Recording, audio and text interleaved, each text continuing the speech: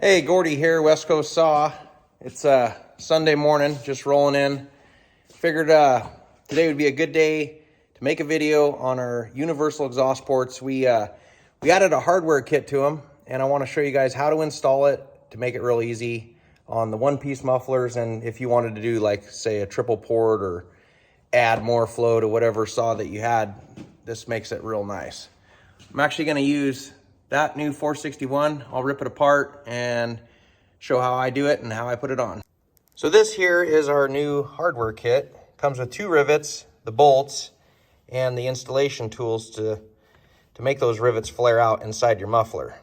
This will be the port that we're going to put on the 461. We have 3 sizes to choose from depending on the size of your muffler, the shape of it. The dimensions are on the website, and most of these will fit on most of the saws. The 5 Series Husqvarna is really tough because it's like a triangular shape, and these just, they won't fit. I haven't got anything to fit on those 5 Series except for the 592. That one's big enough muffler you can fit probably that one or this one. The nut rivets can also be installed if you want a professional tool. If you're building a lot of saws and you want to put a ton of these on, this little guy right here is great, and you can look that up on the internet right there. Very nice unit.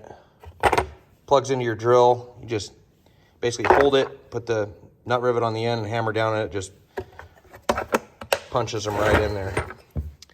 This is $3.95 that I did these on, and you can kind of see how they look. I cut the plastic out around. And like if you're doing another saw and the muffler's not quite flat, like these are nice and flat mufflers, so you can fit these ports on really nice.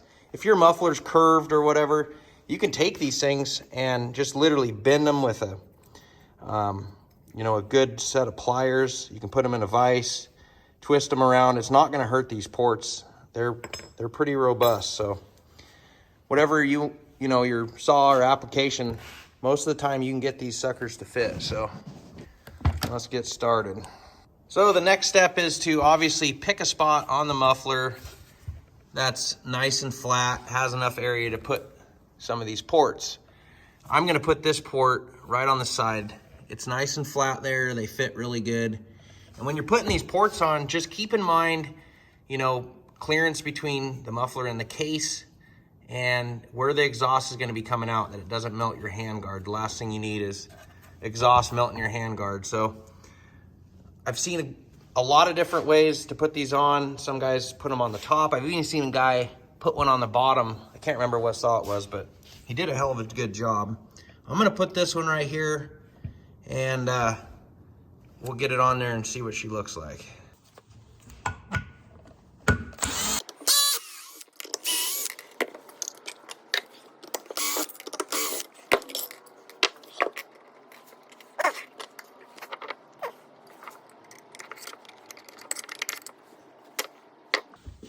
Okay, we got the muffler off.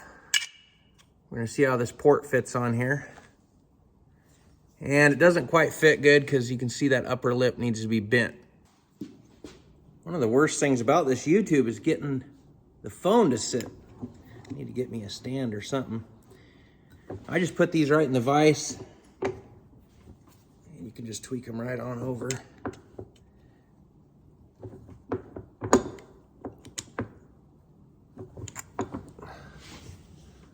Let's see there we go.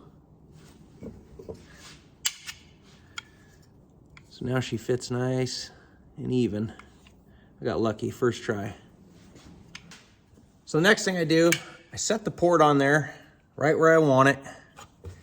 I got me this little scribing tool. It's just a sharp point. And I'll hold that port with my finger, and I just scratch on the inside of it to make a line. So now I know where to Dremel out to. I do the bolt holes also. Make some nice lines. Now we're set.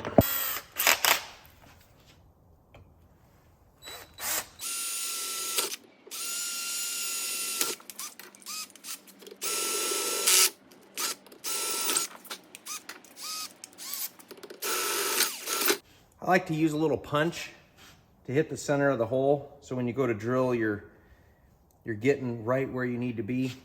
These nut rivets, they need to line up with the hole on the port for sure.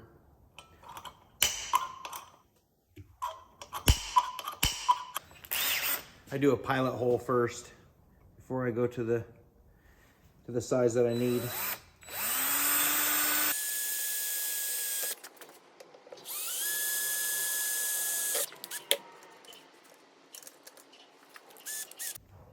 So these nut rivets, they use a weird size. It's like one size bigger than 1/4 inch. 1/4 inch won't quite allow the nut rivet to go down in there. It's actually called a 17/64.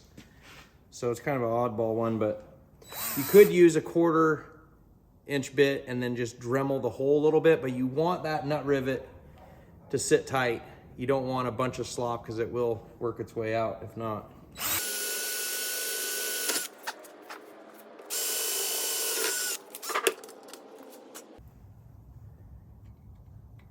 Nut rivet drops nice right into the holes.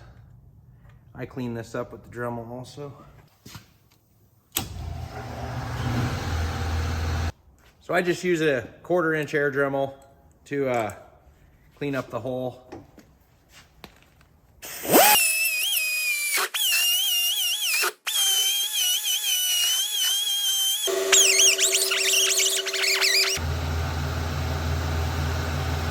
Got it all cleaned up there. There's the inside. I use brake cleaner to clean this thing up. And I hit her with some header paint. This stuff works great. Okay, so you got your kit. What you want to do is you want to take this long bolt that we give you and this nut, and you run it all the way up to the bottom of the shoulder. This is going to be your install tool. You run it all the way up to the bottom there. And then this piece of flat bar, once you get your nut rivet sitting into the muffler,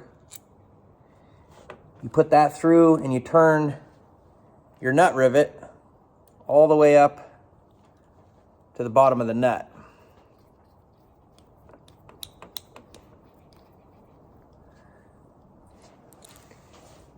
You want the bolt sticking through the bottom of that nut rivet so it has a full thread when it starts to pull. The tools that you're going to need is an 8mm wrench. This one's a ratchet wrench. And you need a, I believe it is 5/32 Allen wrench. So you want to push that nut rivet all the way down to the shoulder to where it can't go no more. I put my wrench down on the nut. You want to hold the Allen wrench and this flat bar.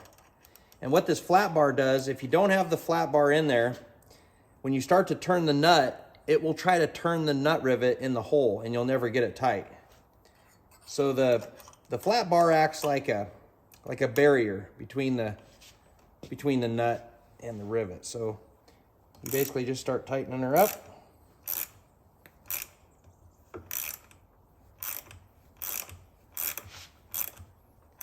And you can kind of look down in there and see it pulling up.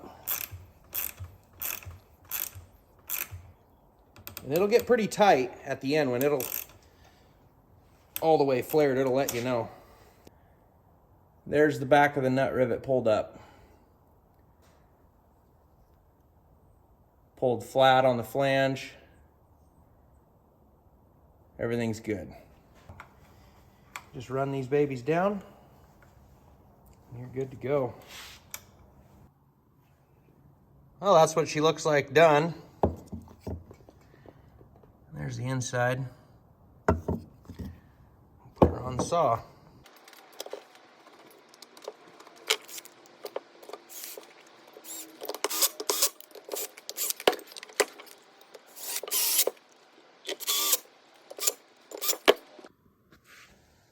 And she's on and done.